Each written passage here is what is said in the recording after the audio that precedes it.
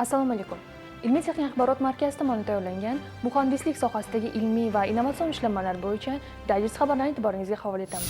Rossiyalik olimlar oziq-ovqat chiqindilarini yoqilg'iga aylantirish texnologiyasini ishlab chiqdi. Ushbu usul Hindiston universiteti kampuslari uchun ishlab chiqarilgan loyiha doirasida yaratildi.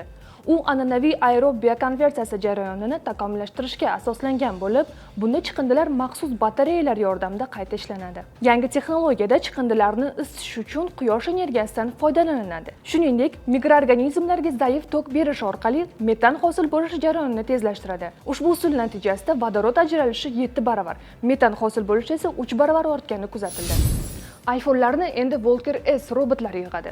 iPhone yig'adigan Foxconn zavodi murakkab va nozik vazifalarni avtomatlashtirish maqsadida Volker S nomli odamsimon robotni joriy etmoqda.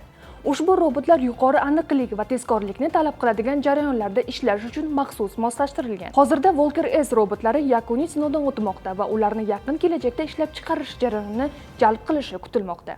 Shu turdagi robotlar allaqachon NIO, BYD va Zeekr avtomobillari zavodlarida muvaffaqiyatli qo'llanilmoqda va sanoatda yangi avtomatlashtirish bosqichini boshlab bermoqda. Xitoy gipertovushli va sun'iy intellekt texnologiyasiga ega harbiy samolyot uchun yangi dvigatelni sinovdan o'tkazdi.